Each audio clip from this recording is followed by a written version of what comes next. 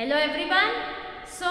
अब हम पढ़ने जा रहे हैं हमारी इस वीडियो में the presumptions of the negotiable instrument act 1881। Presumptions आप हिंदी में उसे समझ सकते हो कि कुछ अनुमान लगाना या इस तरीके से होना, ये सारी चीजें ऐसी होनी चाहिए। आई बात समझ में? तो पहला प्रिजम्पशन हम लोग देखने जा रहे हैं, दैट इज कंसिडरेशन।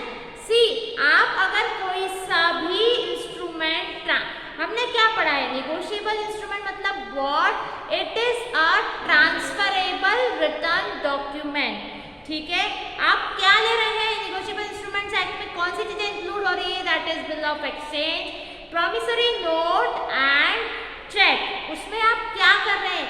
आप चेक बना करके किसी को दे रहे हैं, तो उसके बदले में आपको क्या, आप किसी पर्पस से दे रहे हैं ताकि उसके बदले में आपको कंसिडरेशन मिले, मतलब something will be in return of that cheque. आई बात समझ में? भाई चेक बना के दिया, या तो आप उसको पैसे दे रहे हो, या आपको चेक मिल रहा है तो या तो आप उससे पैसे ले रहे हो, या आप ऑर्डर दे रहे हो या ले रहे हो। इस तरीके से पैसे का लेन देन हो रहा है इसमें। इट मीन्स दैट कंसिडरेशन होना अनिवार्य होता है, प्रतिफल मिलना जरूरी होता है।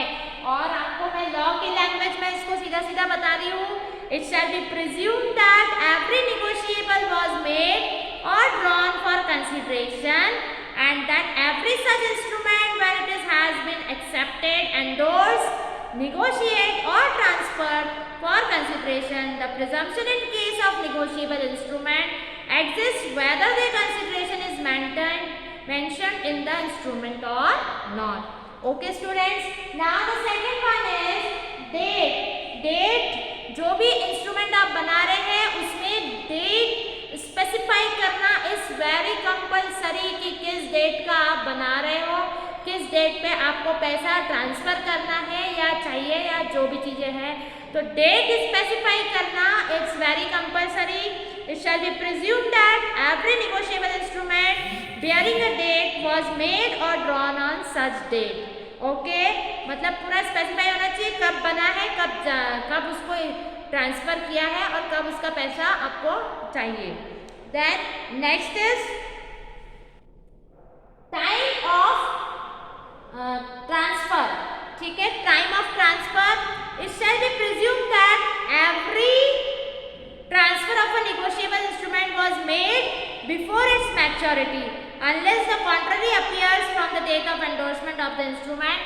Yeah, I told you before in my last videos also that कि time of transfer मतलब आप many times उसको ट्रांसफर कर सकते हो, n number of times transfer कर सकते हो till the date of the maturity।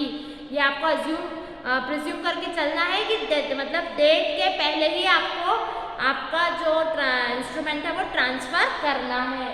ठीक है, दैट स्टैम्प, उस पर जो भी इंस्ट्रूमेंट आप बना रहे हैं, ड्रॉ कर रहे हैं, तो उस पर स्टैम्प का होना आवश्यक होता है। A loss promissory note, a bill of exchange और a cheque is presumed to have been duly stamp under the Indian stamp act 1899। जो स्टैम्प एक्ट बना है 1899, उसके अंतर्गत जो भी बिल ऑफ एक्सचेंज या प्रॉमिसरी नोट या फिर आप चेक तैयार कर रहे हैं, तो वो आपका ड्यूली स्टैम्प मतलब स्टैम्प होना चाहिए, उसके ऊपर स्टैम्प होना जरूरी होता है। Then holder is a holder in due course. जो भी होल्डर होता है आपके इंस्ट्रूमेंट का, वो होल्डर इन ड्यू कोर्स भी हो सकता है। मैं आपको थोड़ा सा बताती हूँ। The presumption of law is that the holder of a negotiable instrument is a holder in due course. Every holder of such an instrument is presumed to have paid consideration। मतलब paid consideration मतलब भाई बनाया किस लिए है? पैसा पाने के लिए बनाया गया या पैसा देने के लिए बनाया गया है, तो paid consideration होना चाहिए, पेमेंट होना चाहिए उसका for it, and to have taken it in good faith before its maturity. It may be noted that it is not for the holder to prove how he became a holder in due course.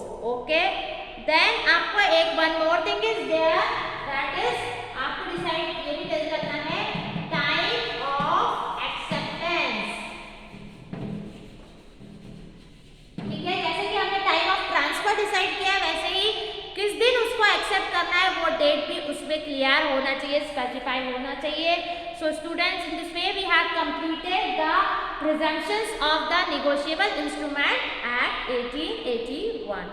Okay students, that's all for this video. Thank you.